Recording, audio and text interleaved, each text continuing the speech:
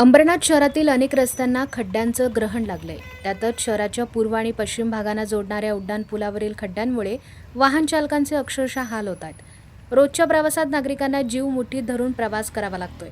खड्ड्यांमुळे वाहतुकीची मोठी कोंडी होते. याच समस्येकडे प्रशासनाचं लक्ष वेधण्यासाठी युवा शक्ती प्रतिष्ठानने बुधवारी आगळेवेगळे आंदोलन केले.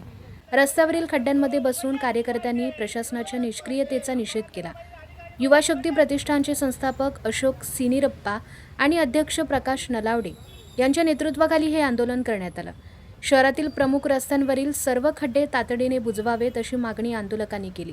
14 ऑगस्टपर्यंत खड्ड्यांची दुरुस्ती न झाल्यास खड्ड्यांभोवती रांगोळी स्पर्धा आयोजित करून प्रशासनाचे लक्ष वेधले जाईल, असा इशारा युवा शक्ती प्रतिष्ठानचे अध्यक्ष प्रकाश नलावडे यांनी दिला. आज आपल्या अंबरनाथमध्ये एवढं मोठं शिवमंदिर आहे. शिवमंदिर हे जग पातळीवर गाजलेलं आहे शिवमंदिर.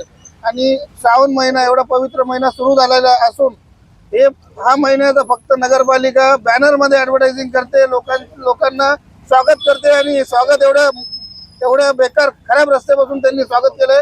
हे लोकांचं स्वागत केलं नाही, त्यांनी लोकांचा अनादर केलाय. आणि हे बघा, ही भुसा दाखवा मागे जरा. हा, तो भुसा नाही, अक्षरशः गटारामधला घाट टाकतात इकडं. लोकांना मूर्ख बनवतात ते. आणि ते स्वतः एसी मध्ये फिरतात, मस्त चांगल्या गाडीत फिरतात, हेलिकॉप्टर मध्ये फिरतात. लोकांचे असे हाल झाले पाहिजे आणि असे भ्रष्ट अधिकारी अंबरनाथ अजून लाभले पाहिजे. या अधिकाऱ्यांचा निषेध करतो. आणि उद्यापासून आम्ही रांगोळी स्पर्धा ठेवणार आहे त्यांच्यासाठी. आणि पहिला क्रमांक, दुसरा क्रमांक, तिसरा क्रमांक हे आम्ही सगळ्या अधिकाऱ्यांना देणार आहेत. आणि 15 ऑगस्ट पर्यंत हे कार्यक्रम झाले नाही तर आम्ही प्रत्येक अधिकाऱ्याचं नाव व फोटो प्रत्येक खड्ड्यांना देणार आहे. स्वामी समर्थ चौक असो, प्रकाश नगर मधलं असो, अंबरनाथच्या विविध जागेमधले खड्डे, प्रत्येक अधिकाऱ्याचं नाव आणि फोटो देऊन त्या खड्ड्याचं नामकरण करणार आहे आम्ही. जसं चौकाला नाव आहे तसं प्रत्येक खड्ड्याला हे भ्रष्ट अधिकाऱ्यांचं नाव देणार आहे. एक मला सर्व अंबरनाथकरांना एक मेसेज द्यायचा आहे की अंबरनाथकरांनो जागे व्हा. आपल्या 2 महिन्यापूर्वी मोठ्या मोठ्या पक्षांनी मोठे मोठे बॅनर लावले, होर्डिंग लावले, त्याच्यावर लिहिलं होतं की आपल्याला 160 करोड रुपये निधी आलेला आहे. 160 करोड रुपये निधी आलेला आहे. तर प्रत्येक अंबरनाथकरांनी ना आपापल्या लोकप्रतिनिधींना प्रश्न विचारा की हे पैसे आलेले गटर सफाईसाठी, नाले सफाईसाठी, ते नाले आज रस्त्यावर वाहत आहेत. त्या नाल्या रस्त्यावर वाहल्यामुळे वाहत आहे, त्याच्यामुळे रस्त्यांवरती खड्डे पडत आहेत. आणि हा एकच ब्रिज नसून पूर्ण अंबरनाथ हा खड्डेमय झालेला आहे. तर प्रत्येक नागरिकाने, प्रत्येक अंबरनाथकरांनी आपापल्या लोकप्रतिनिधींना प्रश्न विचारा की 150 करोड 160 करोड जे आलेले ते गेले कुठे म्हणून. साहेब, एक लक्षात घ्या, अंबरनाथ नगरपालिका ही आपली पश्चिमेला आहे. अंबरनाथचे प्रथम नागरिक हे आपल्या पूर्वेला राहतात. अंबरनाथचे द्वितीय महोदया या पूर्वेला राहतात.